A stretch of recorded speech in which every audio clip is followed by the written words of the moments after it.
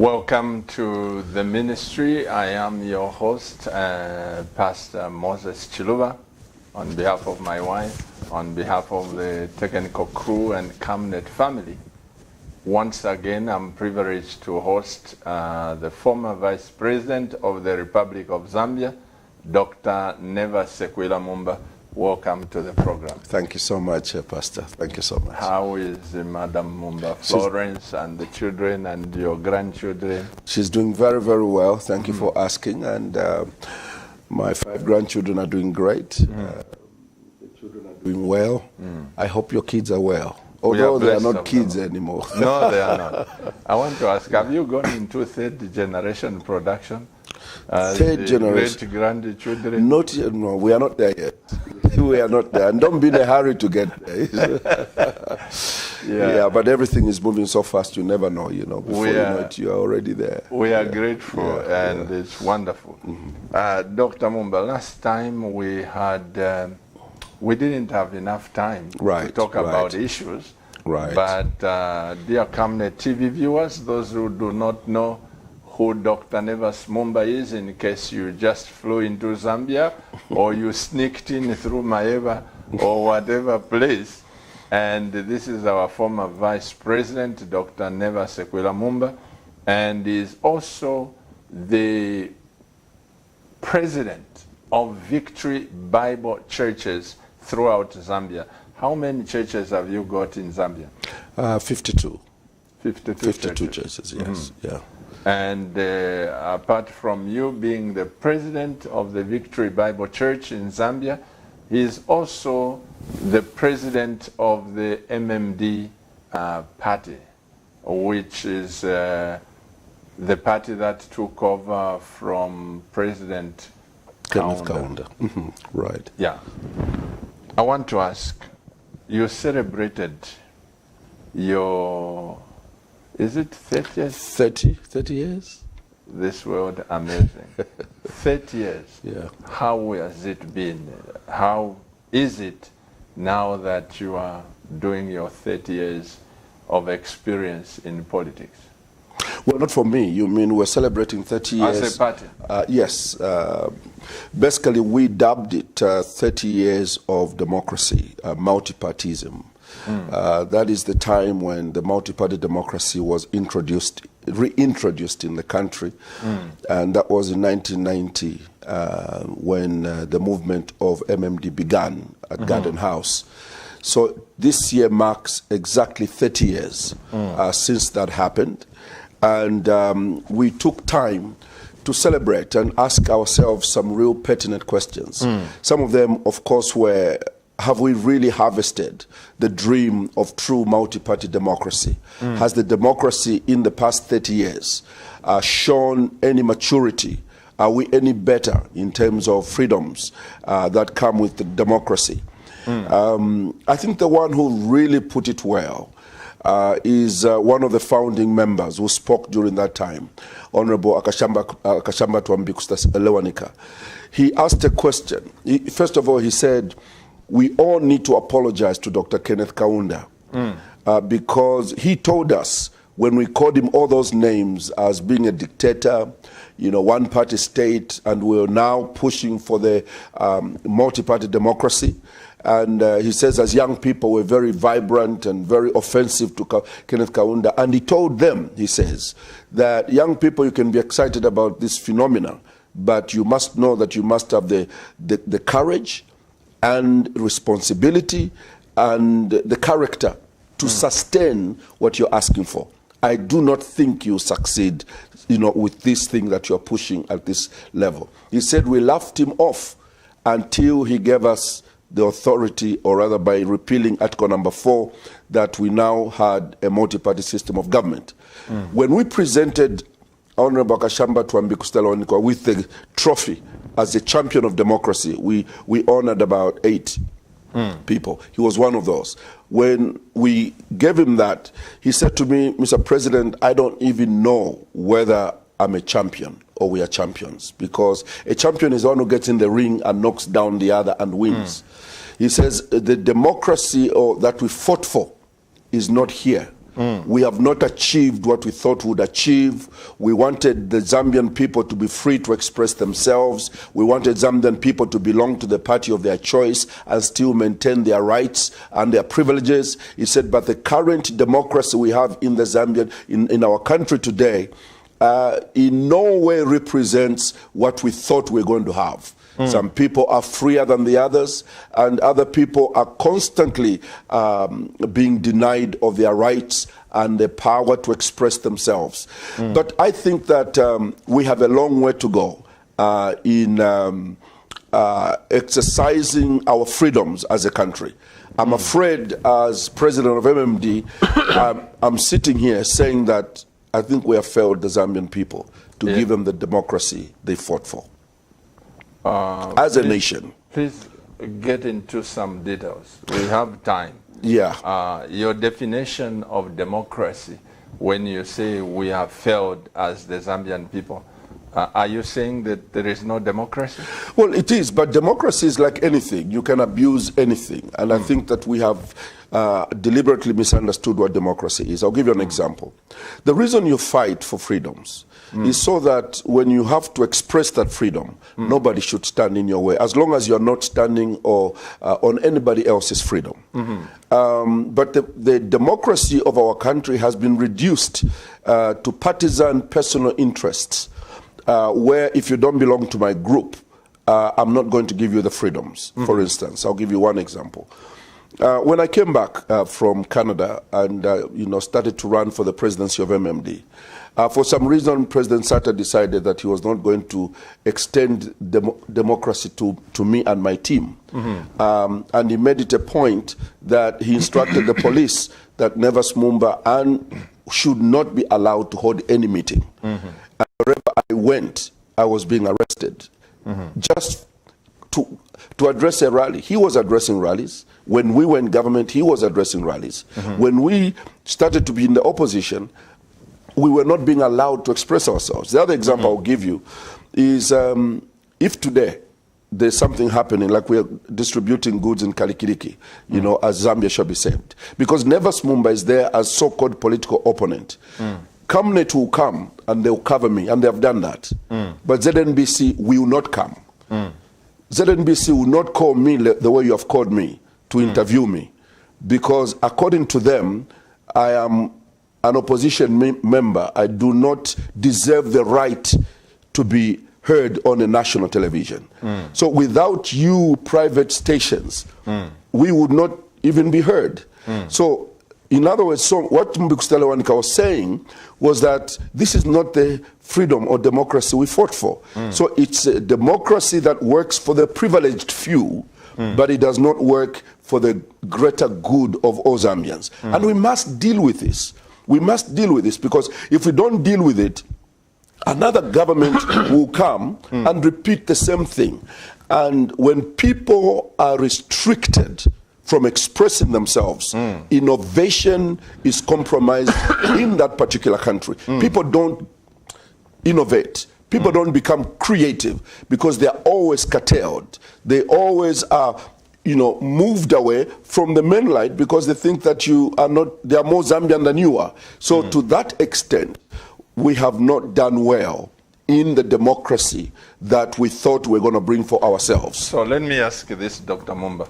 Are you saying that President Lungu hasn't done well, or you are saying from the time of your party, MMD, you haven't done well up to now? Well, which period are you giving? I'm saying this because you as MMD, you were in power for 10 years. And in 10 years, you did not give, excuse me, you did not give one single radio station, one single TV station in your time as MMD, as the government in power. It had to take President Michael Chilufya Sata. And I remember one day, and this is what motivated me, we were just chatting at his house, may his soul rest in peace, Omelo Mumba. He had issues to bring, but the government could not allow him. And one of the things he said, Pastor Chiluba, when I take over power, I'm going to liberalize the airwaves. It took Michael Chilufya-Sadda No. to come and put... No, not really, Pastor. I think you've forgotten the history. What do you mean? Like? President Michael Sata did not liberalize the airwaves. Mm-hmm. In fact, far away from it. Mm-hmm. The movement for multi-party democracy liberalized the airwaves. We are the ones who brought the different stations, television, radio stations. It was MMD. It was never Patriotic Front. Mm-hmm. Patriotic Front came and rode on the freedoms that we'd already rolled out. Mm-hmm. Patriotic Front, under President Michael Sata, tried to stop others. From the example I've given you. Actually, I remember because they were Radio Phoenix. Yes. QTV. It's MMD that liberalized the media. I mean, you should remember during the UNIP days, there was only ZNBC and all that. So we came and had a new policy that not only do we liberalize the politics, but we also liberalize the freedom of expression and the media. And so, yes, it came from MMD. Now, you asked a question as to whether President Lungu has done well. I think when I look at it, then I'll go back to MMD. Let me start with him and be fair. I think he hasn't done well. He hasn't done well because he should have seen the areas which were not good in our time and tried to improve on them. That's why you have successful governments. Let me finish. You are talking about the freedom of the airwave. Yeah, no. The airwave is a broader policy where we said anybody can start a television station. Camnet can start a television station. Phoenix can have their own radio station. Hot FM can. That general policy was the MMD policy. Okay, so. But you seem to be wanting to find out whether President Lungu has done well in allowing the freedoms of expression. I've taken you back to one thing because it's the easiest way to explain. First of all, we've been talking about the Public Order Act for a long time. Whether MMD did not come full-fledged to deal with it, every government or any government that comes after it must improve on it and correct the wrongs of yesterday. So, I've said if I go to ZNBC today and say I've got something that I want to talk about, and this is the truth, what they're going to tell you is different. Because I can ask you, when was the last time you saw me on television being interviewed, like on Friday last week we were together. Where? Here on Cabinet. Yeah, but you are not ZNBC. I was here because you are private, and that's why we liberalized, because we probably saw that somewhere in future it is important to have more television stations so that you deal with this partisan spirit that kills freedoms. So the last time I was on ZNBC, I can't remember, but they've got a program called Sunday Interview. I have never seen any one of us in the opposition seriously being interviewed on that station. And that is what I'm talking about. Development of democracy will come when the president sitting in State House would call the Director General and said, I have been watching Sunday Interview for 5 months. You only feature my ministers and me. Is this station only ours, or is it for every Zambian? And the Director General should answer. And if he doesn't have an answer, the president can direct that I want everyone to be free to go. Whenever he's having a meeting, go there and report him. Not the negatives about him. Report the progressive things that he's saying about the country. And I think that once we get to that level, then the founders of multi-party democracy, the Frederick Chilubas, the Mbikustalewanicas, the Chitalas, and Mwanawasas, those who were there in the Arthur winners, will lie in their grave being content that what we fought for is being practiced. But Doc, may I interrupt you there? How many years was MMD in power, just as a party? Well, let's put it at 20 years. 20 years. And in these 20 years, look at this. Michael Chilufya-Sadda was complaining of the same, that he was not on ZNBC. He complained of the same thing. Correct. So it took the grace of God and his aggressiveness and his knowing how to go about it, because he was just appointed by God to be president at that time. Under normal circumstances, Dr. Mumba, ZNBC blocked it because but that's what I'm saying.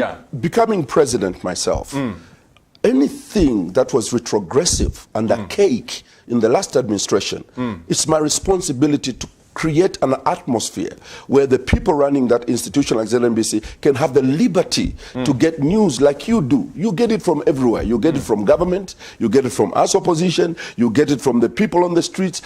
That's how a station that is supported by taxpayers' money must run. But you who are not supported by taxpayers' money, you are the ones giving us a voice. And therefore, if it was wrong in MMD, it does not mean it should be repeated in the Patriotic Front. I cannot say that the MMD closed Mr. Sata out completely.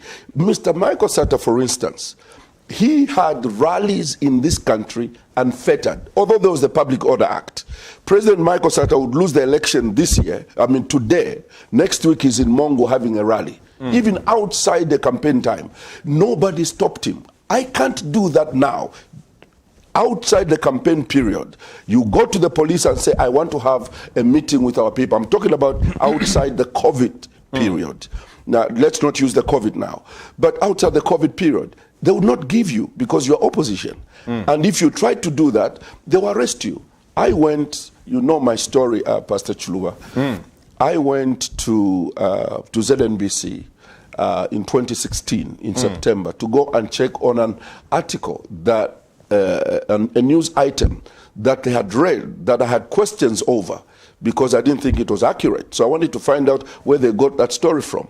When I got to the station, I went and asked the relevant people, where did you get this? They said, go and see that one. I went and saw him. He said, no, it's not me, it's the editor. By the time I finished, they assured me that, they were going to look into that issue. The following day, what happened? The following day, I had guests at my house, 60 policemen in bushy clothing to come and arrest me for criminal trespass, for going to ZNBC. You and I know that ZNBC at one time was our second home. I was on television every week, and we used to work there anytime. When I was vice president, we'd drive there.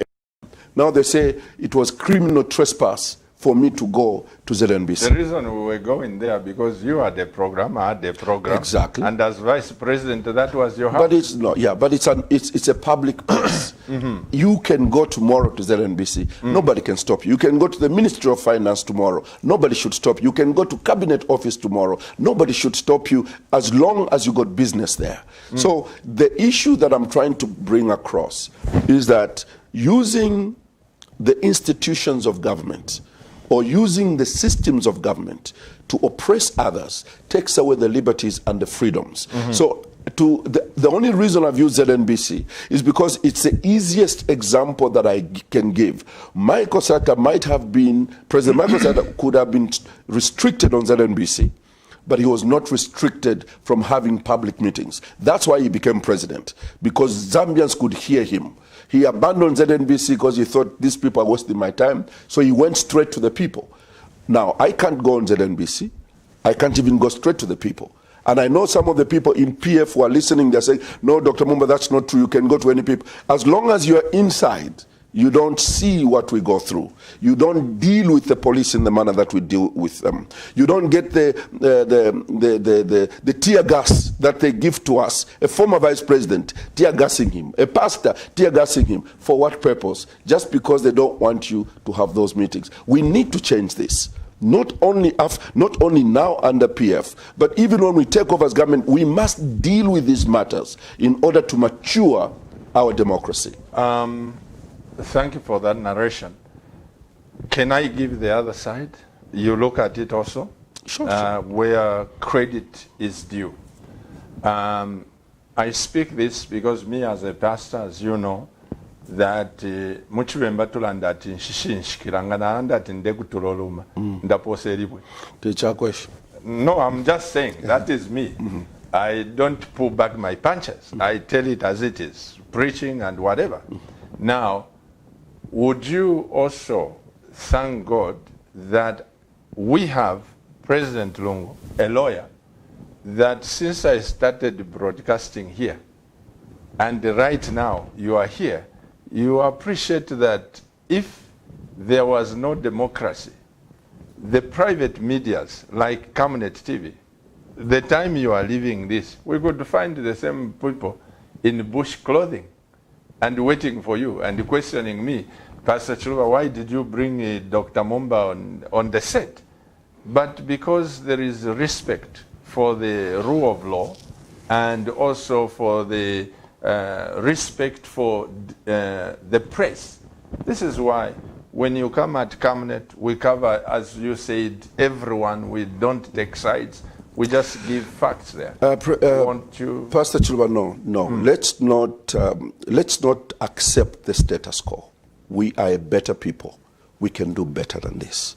No, I'm serious. From the private No, media. Because I have already mentioned, Pastor, that this private media was created by the MMD, not the PF. Okay, so for them to come and stop you, it's not something that they'll do easily because it will expose them too much. But I can confirm to you that I've been interviewed by many stations, and they have received phone calls, even a private station. Why have you invited that person there? So what you have said, maybe they have never called you, but they have called many radio stations. The point I'm trying to make is this. I never joined politics to do politics. I want a better country. And when I speak about things that are wrong, I don't want to speak necessarily on behalf of the privileged, because I've been privileged before. I've been vice president before, and I know how it feels to be there. You think the freedoms you're feeling, the liberties you're enjoying, everyone else is enjoying. It's the people under you that step on our necks, try to choke life out of us while President Lungu is sitting in State House. He has to constantly speak out and say, I want every Zambian to be treated equally. I'll give you an example. Maybe let's not go there yet because I've seen that you wanted to ask me that question. So when I speak like this, when you say let's give credit to this government, I have always said that I'll give credit to whom credit is due. But we are in a very bad shape in terms of democracy. I am leading the movement that introduced or reintroduced multi-party democracy. And when we reviewed the 30 years, instead of going forward, we've really gone backwards. Because it's only working for a few. It's not working for the bigger population of our people. And Zambia cannot be comfortable that, yes, we are doing well. We are not doing well at all. Doing well... So at what point did the nation start going in reverse? This is what I'm saying. Is it with President Rupia Banda, who was the last president of MMD, or it's with President Sata? It's not even reverse. I think that when you start a process... anyone who comes later must improve on it. Okay? So what MMD started could only be improved on by the governments that follow, because then they would be able to identify when we were in the opposition, we didn't like this.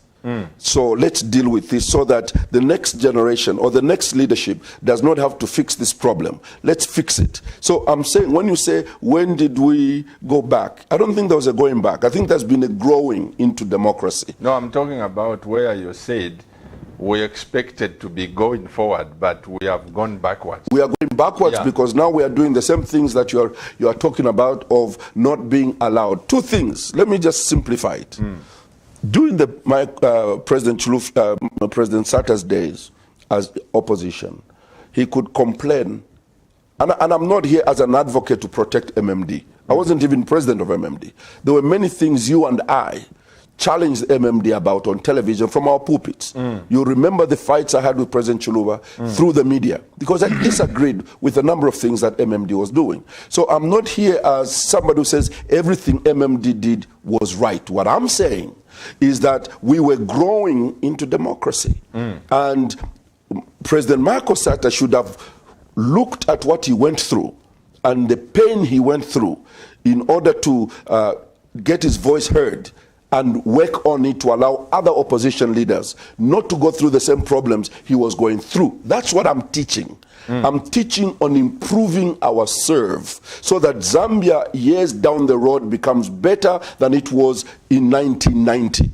When I say we are going backwards, we are not moving forward. We are insecure as leaders, because if you start to speak, and this is what I said to us as politicians, when I'm in government, and Pastor Chiluba starts to speak, I am so scared that when he speaks more than me, people will follow him, and the next election I'll lose. But that's not true. Because it's not everything that Pastor Chiluba will say that will please the Zambian people. Some of it, he will expose himself. People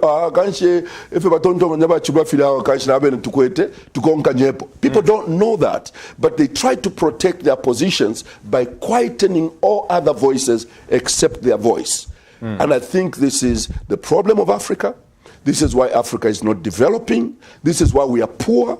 This is why we are not the leaders anymore, because we are afraid to allow others to be equal citizens in their own country. And I thought it was important for us to say this, because I'm not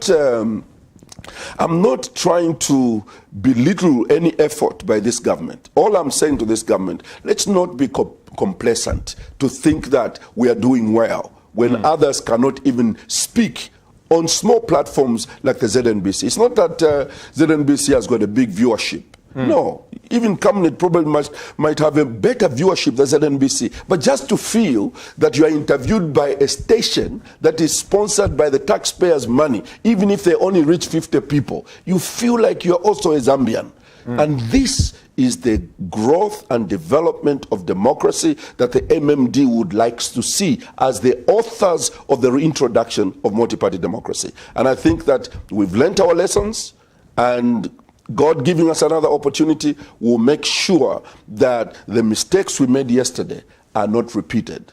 And this is what I'm saying to this government, not to put them down, but to place a challenge before them. Place a challenge before President Lungu, that as he sits there, let once in a while put himself in the shoes of some of us and say, if I were on that side, how would I look at the democracy of our country? That's the best way to govern a people. Well, Dr. Mumba, I'll leave that arena of the freedoms you're talking about. I want to ask this question.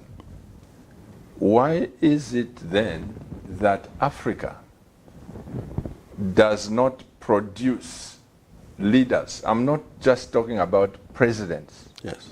Leaders from branch or whatever section to the highest office. Everyone has got complaints against this one, against that one, against that one, at all levels. Why is it that Africa does not produce sufficient leaders with morality, with integrity, with... Could it be that maybe we need to open a school of leadership for politicians? Absolutely not necessary. It really is not necessary. I think that's a very wide question, and it needs time. Let me just take one strain of response. The strain I'll take is the vision of my life and the cry of my life. I have coined a statement where I say the equitable delivery of goods and services to any people depends on the morality and the integrity of its leaders. In other words, if you do not have leaders of morality and integrity to govern at any level, you are going to have a system that you have just been describing. This one points a finger at this one, this points a finger at this one. Somebody says, I'm in politics to eat, I'm in politics to plan for tomorrow so that I can amass wealth. It's all confused because there's no understanding that when God lifts you, as Pastor Chiluba, to Pastor Healing Word, his interest, as much as you are his priority as his minister, his interest are the people you pastor. The moment you take away your eyes from your flock, you do not become a necessary minister of God for those people. It's the same in politics. Politics in Africa has been reduced to a scheme, or rather a scam, where those people who are looking for ways to advance their personal, agendas and personal wealth, that's where they play their game to the exclusion of the people over whom they should be providing leadership. Now, one of the problems we have, Pastor Chiluba, is that even the system of democracy or elections in Zambia and Africa at a greater extent, does not guarantee us quality leaders to come out of that election.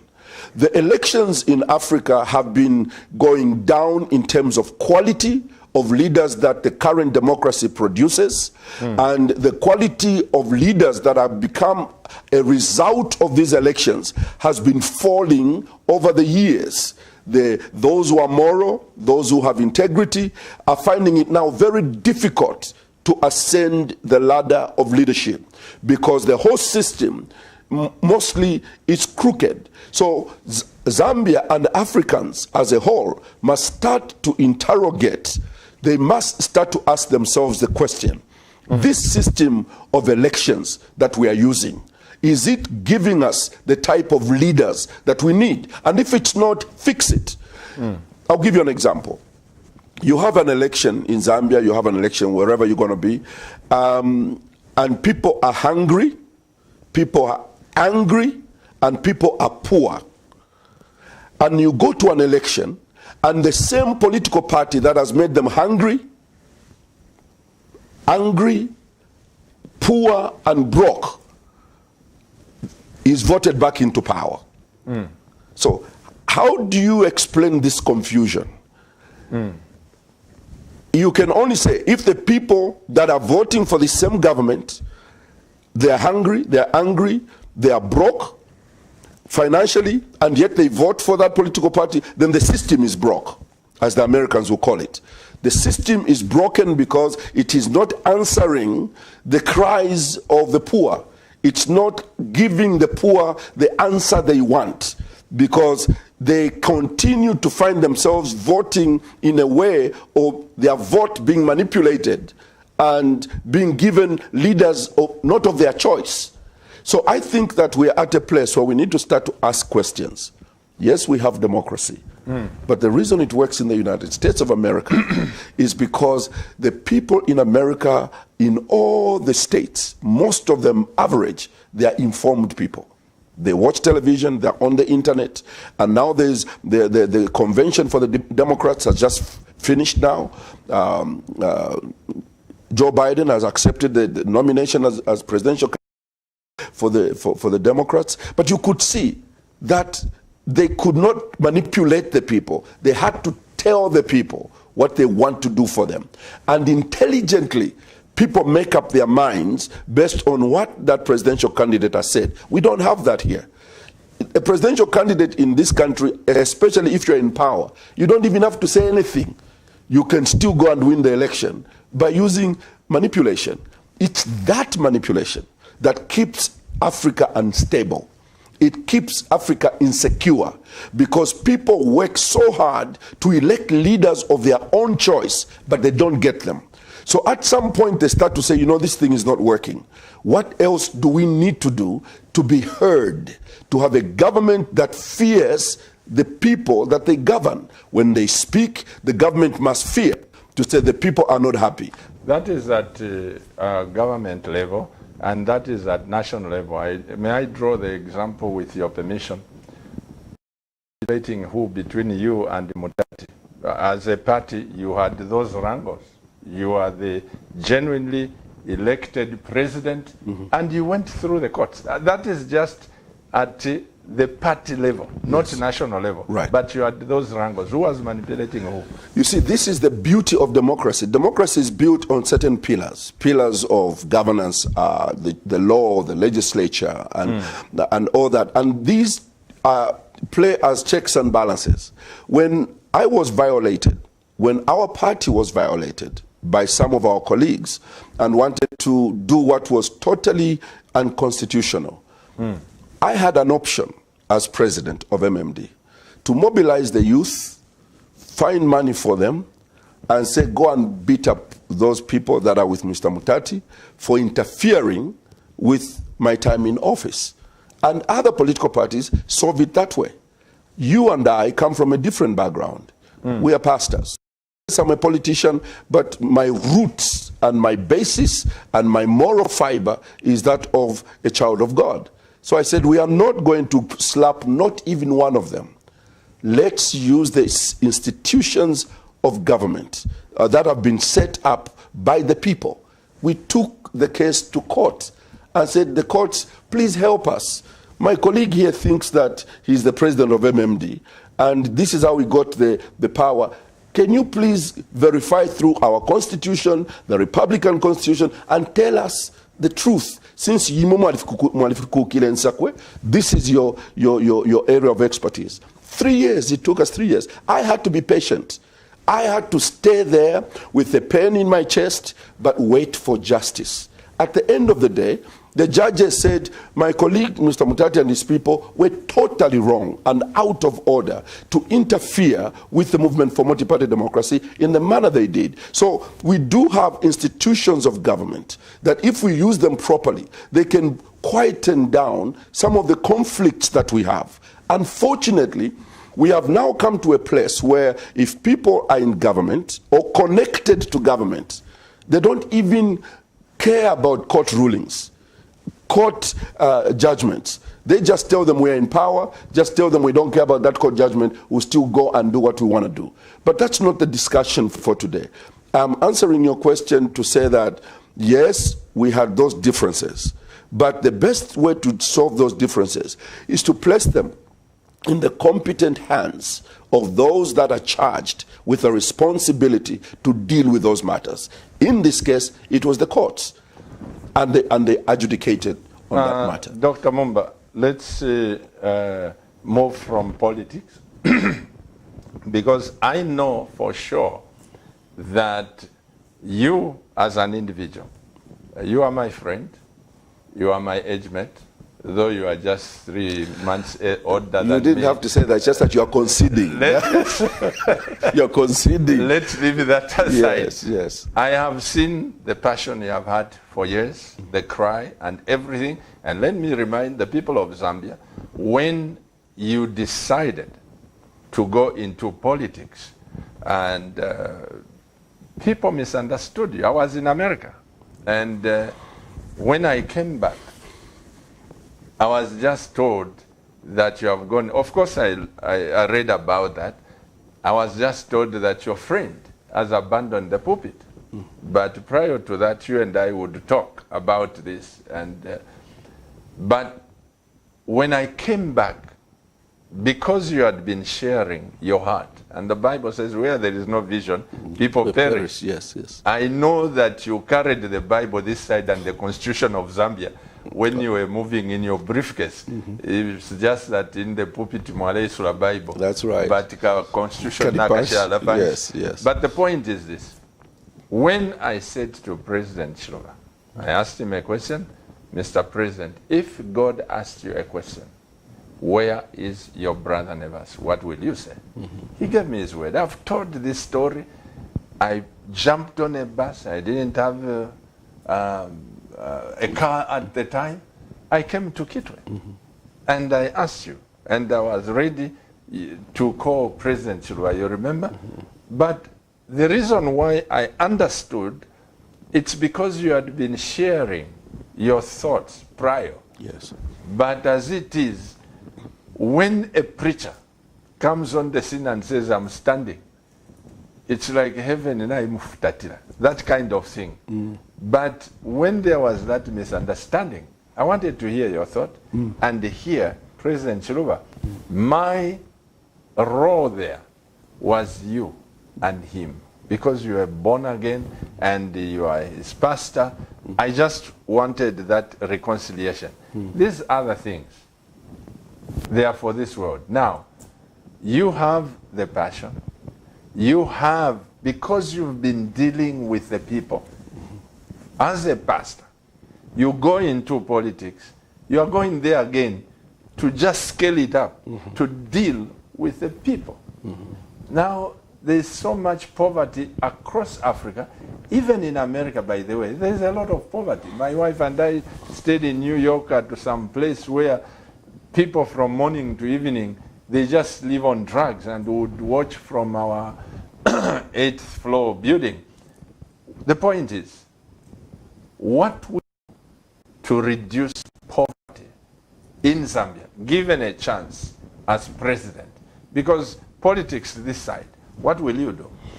Well, thank you so much. I think this is the battle, the message I've been trying to put across. First of all, I want to mention that leadership begins with a moral code. A moral code means there are certain things you have decided you can never do. And certain things you decide that this is what God wants me to do. That's why I keep saying it's better to have leaders of morality and integrity. Because you and myself, being pastors itself, allows us to see poverty for what it is. My church was started in the area of Chamboli, where poverty was the second name for many of our people. So talk about poverty, I understand it. Going further, you and I grew up in Chinsali. You're from Chinkumba, where I went to school up to grade 7. We grew up in the middle of people scratching for cassava, millet in order to fix a meal. So poverty to you and me are not a new thing to define. So becoming president of the Republic of Zambia, there are a number of things you and I would understand. Number one is that I hate poverty. I hate it not just for myself, I hate it for my neighbor, and I hate it for my country. My goal then is to ensure that we build an economy that empowers anybody who calls himself a Zambian. And it's easy to do that. But it starts with good leadership. Leadership that is not corrupt. Now, the problem I have with Zambia is that a lot of politicians, when they get into office, they become corrupt. Corruption takes billions of dollars out of the circulation of Zambian money from the hands of the poor and puts it in the banks in Switzerland, in Europe, in order to benefit just a few. Or some people would build, I don't know how many houses and build things that they will never enjoy in their short life because of greed. So one thing we'll do to build an economy is first of all to invest in a moral leadership. Because a moral leadership, even if it's a little that you have, you equitably share that or invest it honestly so that it brings a yield that will benefit the people of that country. It's not that we are poor. It's what we do with our copper that determines whether we'll be poor or rich. It's what we do with our gold that determines whether we're... That's why I fought so hard when a Sudanese company was brought in to manage the gold we had just discovered. I said, we can't do that because we are intelligent. We have been doing mining for longer than any nation on the continent of Africa. If anybody needs expertise in mining, they should come to Zambia and get engineers from here because we have been long at this thing. So I think to grow the economy, to improve the quality of life of Zambians, to defeat poverty, is to make sure that we translate our resources into assets which are ours and create businesses around our assets and let the Zambians be the ones to skim off the profit, and the profit that goes to them, you know, we help the small scale businessmen, the middle income, the middle scale businessmen, so that we can give them small loans that they can start to use their crafts to make money and hire people. That's how you grow the economy under the policy of MMD. The policy of MMD is that of a liberalized economy, which is based on private sector. In other words, we call it private sector driven economy. Means that the small businesses, if they are supported by our people, each one hiring 5 people, the other one has 7 employees, the other one has 10 employees, the other has 20. Those small entities are the movers and the wheels of a liberalized economy upon which poverty can be defeated. We are not doing that now. Zambians are finding it difficult to have access to capital, and yet this is their country. A foreigner will come tomorrow and they will go to Barclays Bank, or rather they will go to Zanaco, to any bank, just maybe because they are white or because they come from another country. They don't even look at all the papers. They just give them that these will pay back. But our people are looked at as scum because we are considered unfaithful in paying. We are considered many things. But we need to teach our people to be prosperous. So I will take time to ensure that the resources of this country are placed in the hands of the Zambian people. But just in the same vein, Dr. Mumba, was it last week? I just went to the bank to ask just about 250,000 kwacha to buy some few components that we need in the studio. And I was given a list. Bring collateral, bring this, bring that. Bring your wife. Did they ask for Victoria? They can't. Nobody can.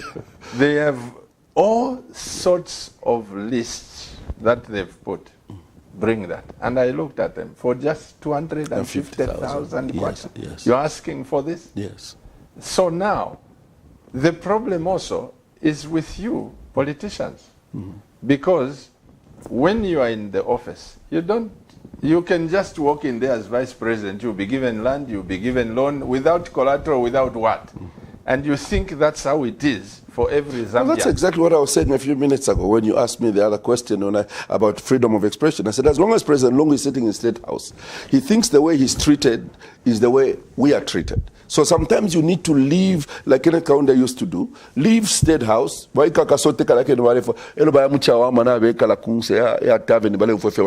reason for that is to know this thing you have raised is so significant. And if we don't correct it, Pastor Chiluba, poverty will continue to knock at our doors. Yeah, but I'm talking about from President Kaunda, your party, MMD, PF, now, it's the same thing. Nobody wants to look at means and ways on how to empower Zambians, to instruct the bank and say, look, some people, you fund a vision, you fund ideas. Venture capital, yes. Absolutely. Yes. But if you ask 250,000 and it's urgent, yes, you're asking for collateral. In the meantime, probably you even watch Cabinet TV. Where will I run to? Kasendena Cabinet TV ku Zimbabwe.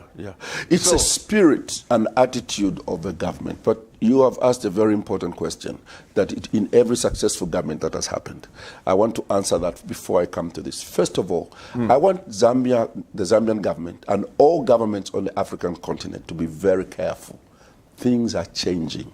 Our people are being exposed through the internet on how other countries are being run. They are losing their cool because we can, yes, UNIP could have, mismanaged us, MMD could have mismanaged us, but PF may try to continue, but it's too late because the people are now enlightened. Once they flip, they don't flip well. So I'm saying that the example, Pastor, you have given is key in changing the economy of our country. The banks of this country, they know the problems of Zambians. They cannot tailor the collateral list to a British collateral list or to an American collateral list, because then their people will never rise. They need to find out what is it that Nevers from Chinsali, who wants to build a milling company, a building where he'll be storing maize for people and make so much money every month from storage. How much does he need? Say I need 600,000 kwacha to build that facility. Every month I'll be making 1 million kwacha for storing maize in that place. Now they want you to bring collateral. They want you to bring, you are starting that business. The reason you've gone to the bank is because you have no money, okay? And you may not have collateral because most Zambians do not have. So how are you going to lift you bankers who are educated in London, you're educated in America? Where do you expect the Zambians to get that collateral? So if you don't give them that money in the bank, whose is it? That is why only foreigners are enjoying this country. They're enjoying it so much because even that collateral, they'll tell them, oh, sir, that paper that is missing, you can bring it even next month. In the meantime, just sign here. We are going to release the cash to you. And that's what happens. I'm not lying. I've been vice president before. You go to the bank and you are ready to sign the paper. I say, no, sir, we can do that later. I'm not saying it's going to stop, but all I'm saying is that Zambians must be respected, that their poverty should not be celebrated or perpetuated by those with the authority to make a difference in the lives of the Zambian people. So I don't agree with the issue that this collateral issue. They have to design one which works perfectly for a Zambian person that he can be able to have access to the resources so that he can better his life. I will want to, Mr. Director, please open the lines so that people can reason with us. And it is very important. As the lines are open, people are free to call in. And how long would it take you if you were to be entrusted with the power to be president? How long would it take you for you to improve the economy of Zambia, for the people to start seeing the dividends of your leadership? I think that the sign that the Zambians are going to get of the direction of my leadership is basically going to be in the first 6 months, because what I will change in the first 6 months is the railroad upon which the economy will run, the policies upon which the country will run. We'll change those policies to make them equal to the needs of the Zambian people, things that would work. So once you put a system in place, for instance, answering the question you've asked about being able to get money from the bank, we have to create a system where an ordinary Zambian with a vision and with an innovation can now say, yes, let me go to the bank and talk to them and structure something that will help me get ahead. Of course, there'll be always a way to ask people how they're going to repay their loans. That should be there. But it should not stop people from doing what they're supposed to be doing. So 6 months, within 6 months, they're going to know that we are going to get out of poverty, because they're also going to have my master plan for fighting against corruption, which to me is the biggest enemy to the growth of any economy or to the eradication of poverty. So I will have in place a system that will be uncompromising in the way that corruption is fought. So we'll change the railroad for the policies upon which we are going to build a new economy. We are going to build a responsible government that allows people to be free to express themselves and to share ideas. Let's call upon people. There are callers out there. Hello, good evening. Good evening, Pastor Moses. How are you, sir? I'm okay. This is Mr. Mulenga Jackson calling you from Mukasue. Mr. Mulenga Yes, from Mukasue. Jackson. Yes. Yes, sir. Go ahead and contribute. Good evening, Pastor Mumba. Good evening, sir. How are you? Fine, thank you. Mine is a clarification, maybe a question. I want to ask Pastor Mumba. Yes, sir. Do you regret yourself being the Vice President of the Republic of Zambia? One, as the head of the House, as the head of all the deliberations in Parliament, knowing the fact that one of the issues that Pastor Moses has raised in terms of acquisition of loans from the banks, where they are looking for collateral, and we are selling as many Zambians. Do you regret that you did not do the correct job?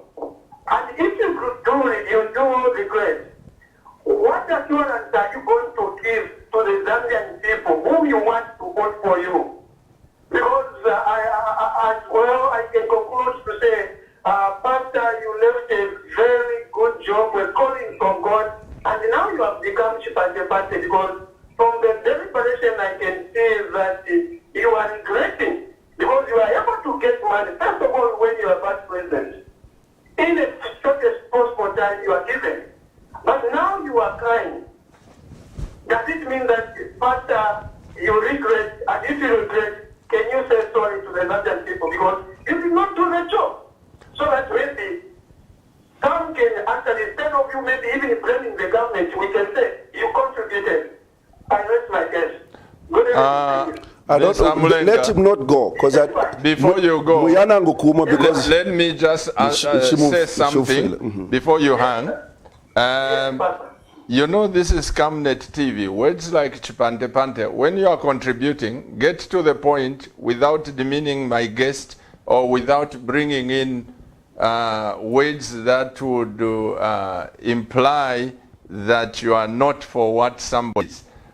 Your contribution, if I can summarize, Bamulenga, you are just asking, does Dr. Mumba regret that when he was vice president, he never pushed this agenda without saying he has become this and this? When you are contributing on Camnet TV, on guests, please let's avoid words that would take us away from the point. Thank you so much, Pastor, for that guidance. That said, maybe just hang around, let Dr. Mumba answer. Yeah, don't go anywhere before, don't drop the line. First of all, let me confess that I'm not sure I understand his question. The only thing I understand is what you have said. And if that's the question that he has, it's a simple question. Does Nevers Mumba regret having been vice president? Absolutely not. Why am I complaining? I have not complained tonight. Pastor Chiluba and I are raising issues on how to give an opportunity to a Zambian to have access to loans. And if you say when I was vice president, I should have corrected that. Let me answer you as Mr. Michael Sata used to answer. He said, Michael, when he was told you were in government, Minister of Health, Minister of Local Government, and the third man in the country as a minister without portfolio, how come you did not change all these things? Now you are saying you want to be president, you want to change. Michael Sata was very brief. He said, Inshali chairman.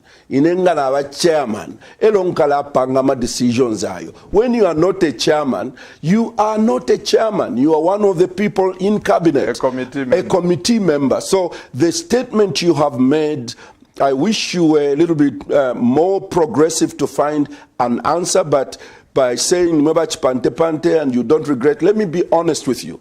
I am very thankful to God for the role that I've played in this country and the role I continue to play in this country as a political leader and as a church leader. I'm thankful to God for the opportunity that He has given me to touch so many lives. Church that up to today will testify of how their lives have changed. I'm grateful to God for that. I'm grateful to God for those that have helped in my political career, those that have whose questions I have answered, and I'm also thankful to God for the future that He has with for me in the political world. So I do not regret at any point. Whatever I'm doing, I do it from my heart as in honor to God. And as long as my God can say at the end of the day, well done, thou good and faithful servant, I'll continue to do this.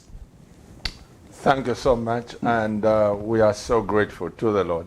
But talking about reversing the effects of this nation, Dr. Mumba, you do realize that every politician who comes or in the opposition, I think now, from the time of President Chiluba, if I may summarize, I could be wrong.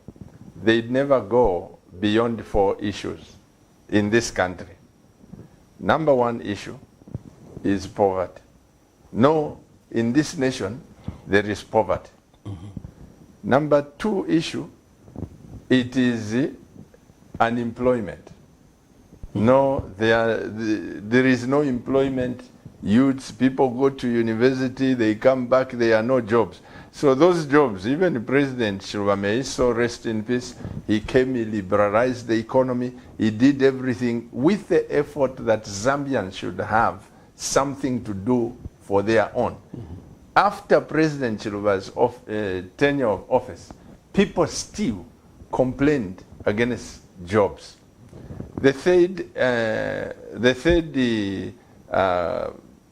promise that opposition leaders make is corruption and stealing. These things, they never escape the mind of politicians in the opposition. No, there is too much corruption, there is too much this, there is too much that, and of course, let's pick up this call. Hello, good evening. How are you? We are permanently blessed. How are you, sir? I'm all right, sir. What's your name? Good evening, sir. What's your name? Yes, my name is Mwaba. Mwaba from the where? I'm calling from Chindora.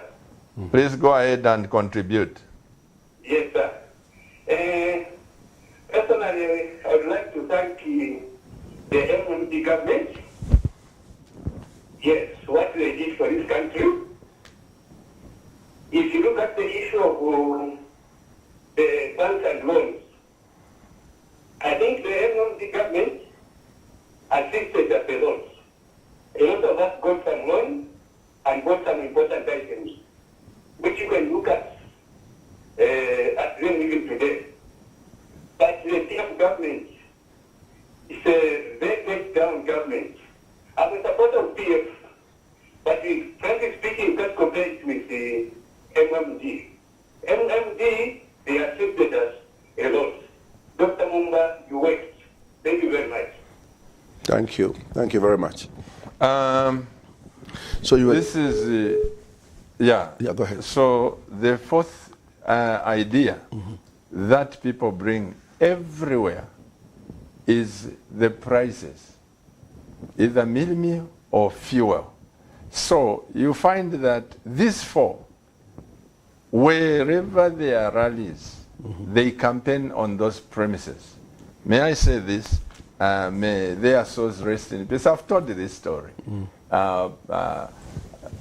Honorable Penza and Kafumukache, they were good friends of mine. We were chatting before they came into power. Honorable Penza's offices were just next to ShopRite in town, above Finance Bank there. They're chatting, and they say, you know, Pastor Chiluba, we must get President Kaunda out. He doesn't know what he's doing. We want to reduce meal. We want to do. They said a lot of things, and I said, so how are you going to do it? But story short, years after, I asked one of them, I said, what has happened to this and this and this? May their souls rest in peace. He said, you know, Pastor Chiluba, when you are not in government, there are certain things you may not know. Now that we are in government, we have to stabilize certain things. I said, are you admitting that Kaunda was a man? Yeah, he was a man, but he didn't do them correctly. I am saying, why did the people kick out President Kaunda out, like you said? Because they thought he was wrong. They kick out President Chiluba. Okay, President Chiluba finished his term. Mwanawasa, Rupia Banda, they thought he was, in short, Dr. Mumba. Those four things. Why is it that everyone who is campaigning, they'd never run away from those things? No, that describes the basic concerns of a people group. Those are the issues they want any government that takes over to address. Because those are the things that they have to deal with on a daily basis. They have to deal with the cost of meal because it's our staple food.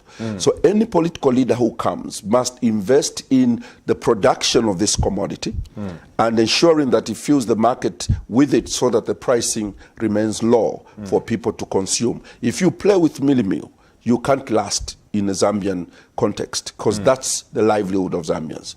Corruption, Zambians have come to understand that if the government is corrupt, then their opportunities are reduced.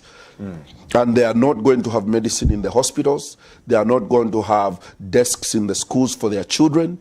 They understand what corruption does, so they talk about corruption. Unemployment is, you never employ everybody. So it's something that they have to keep reminding government.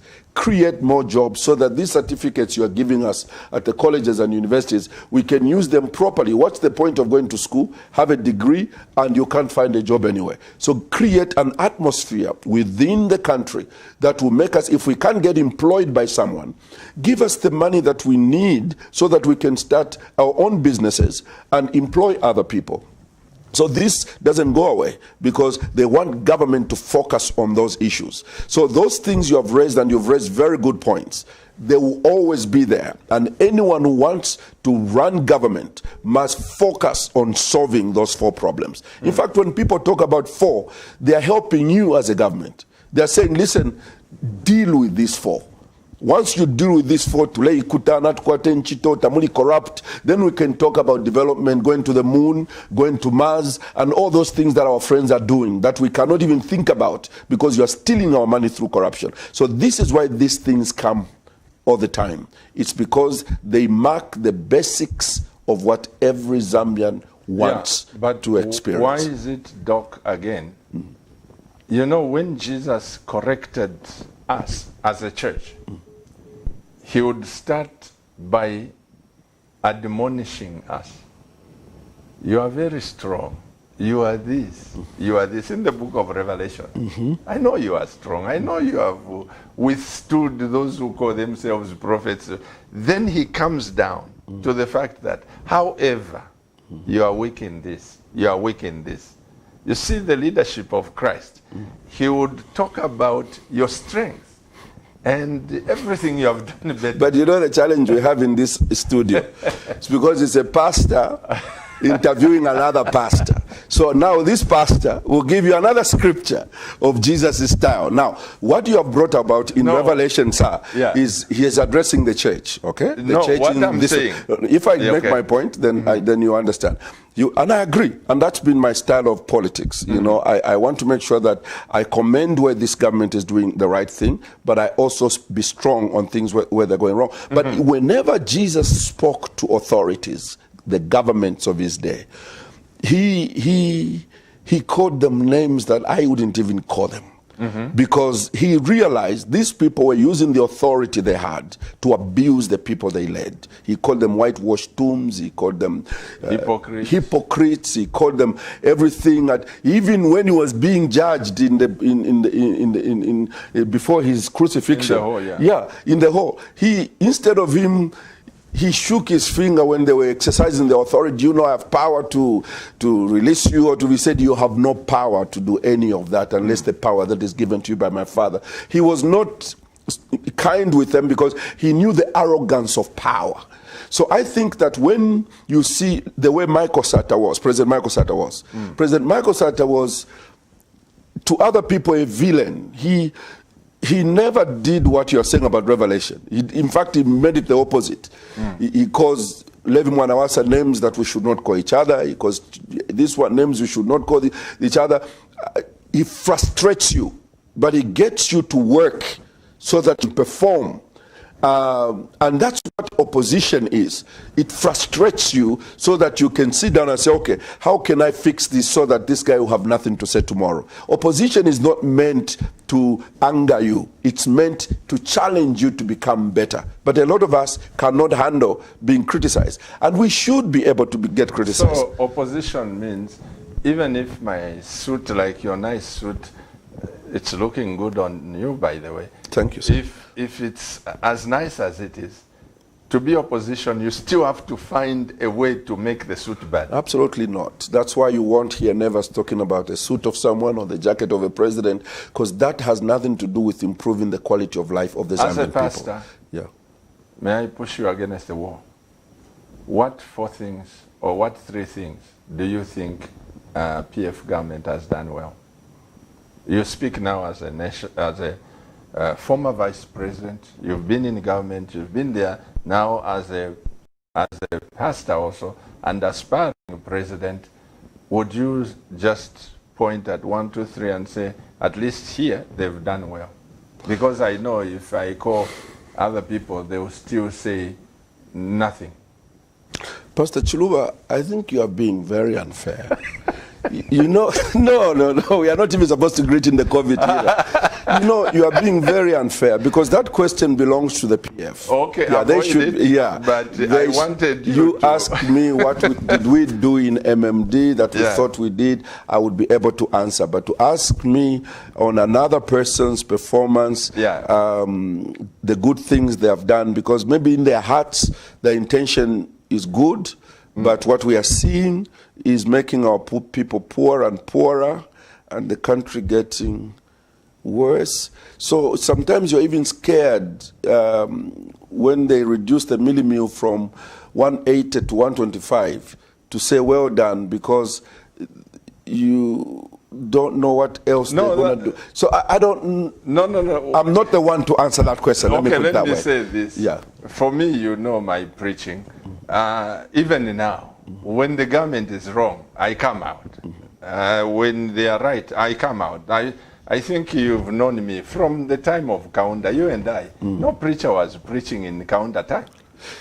On TV, it was you and me. Yes. And me. But even at that time, I said things that people said, Pastor Chiluba, when you're on the road, you must be careful of IFAs. You remember that? Yes, of course. They would want to The younger generation doesn't know what you mean by IFAs. But anyway, those of us that were, we know exactly what you mean. But here is, let me address myself to that question. I've never been asked a question that I floundered on like that.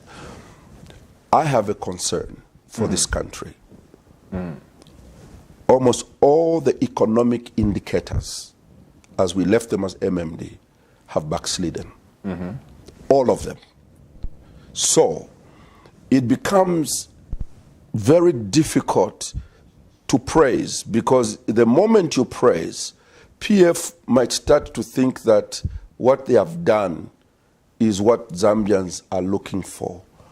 I think the Patriotic Front needs to challenge itself that if they picked up a country with reserves of, say, $2.9 billion in the foreign reserves, just 3 days ago, the reserves rose from $900 million to $1.4 billion. And there was a big celebration that there's been great increment in that. There is a call. I think let's pick up this last call. Hello. Hello. Good evening, sir. Good evening, Pastor Chiluba. Good evening, sir. What's your name and where are you calling us from? Andrew Mpiakula, calling from Serene, the Chief Chivale area. Andrew Mpiakula. Yes. Please go ahead and ask. Good evening, Pastor Mumba. Good evening, sir. Yes, I'm so happy the way you're coming out. Thank you. Akatina akakulilesa entendekero ya mano. I want to begin with that.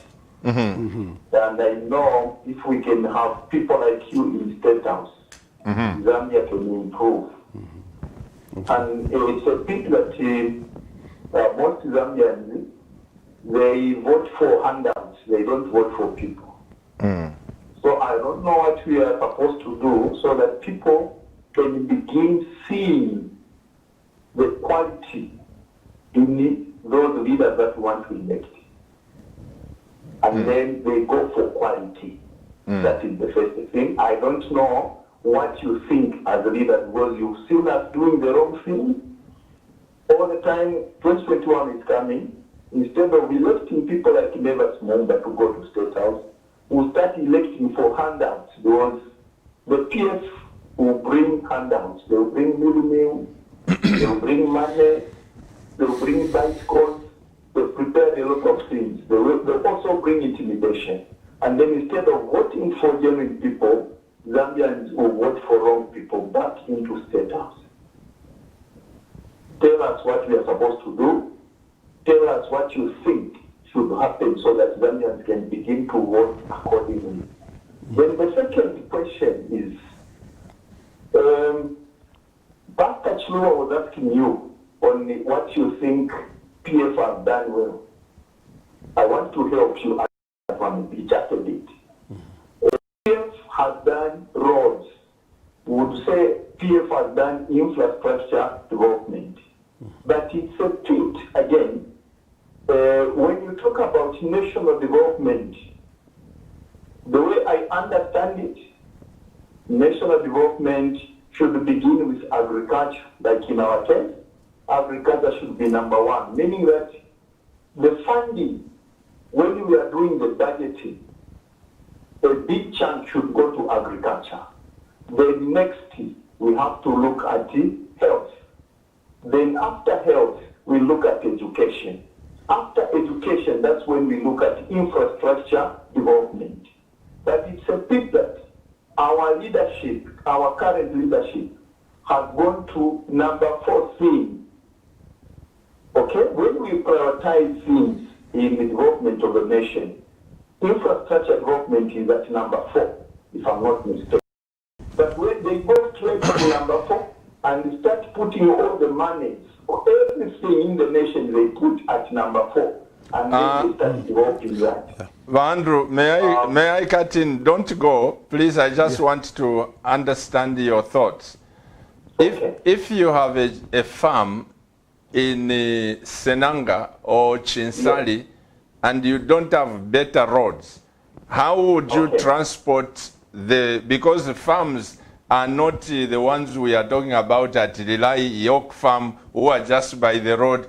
We're talking about farms when you are going to Mukushi, probably you are 60 kilometers from the main road. If there are no roads, how will you bring your produce to the market if there is no infrastructure? I'm getting you there, and I'll respond. What I mean, Pastor Chiluba, is when you are allocating, you are prioritizing, you are allocating, you are doing budget allocation. You put a lot of money in agriculture. I'm not saying you abandon infrastructure development. It is at number 4. You also have to develop it. But don't take all the money that is even supposed to go to agriculture, you take it to infrastructure. Money that is supposed to go to education, take it to infrastructure. Money that is supposed Thank you, Mr. Andrew. Yeah. I'm in 2 news time and my director won't permit me to go ahead. Thank you for that contribution, Dr. Mumba. Please respond very to quickly. that. The first one. We are in 2 news Thank time. you, sir. Yeah. The first thing that you talked about, how do we change Zambians from, how do we deal with Zambians from voting wrongly and at the expense of voting in the right people? I think that it is important for me to challenge the church that this revolution is going to start with the moral people that are going to put the vote at the right place. And I think that once you start to do that, we are more than those who don't go to church. We are 96% a Christian nation. When the Christians choose morality and integrity above bags of mealie meal and money that they are given, we are going to change this country. And it starts with you as an individual to cast that vote. Don't say, if I cast it on Nevers, it will be wasted.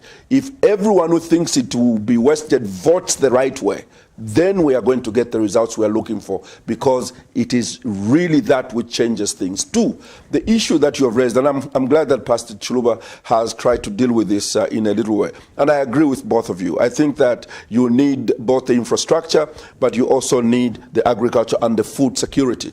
My view is that in governance, the first thing you must do is to normalize life for the citizens, that they have got food to eat, and the basic necessities of going to the hospital, they can do that, and the basic necessities of taking their children to school, they can do that. Those things that people are looking for must be priority.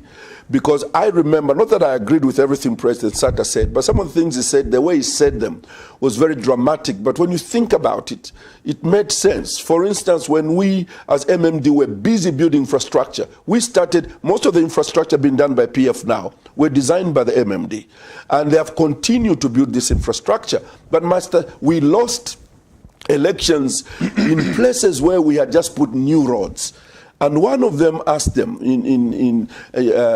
Sata, that don't you appreciate the roads MMD has made? Look at the infrastructure. Look. So Mr. Sata said, the point he was trying to make was that, yes, we thank God for the infrastructure, but there comes a point of ordinary politics where you let people have food to feed their families. A government must make sure the basic necessities of life become a priority. That's why he's touching agriculture.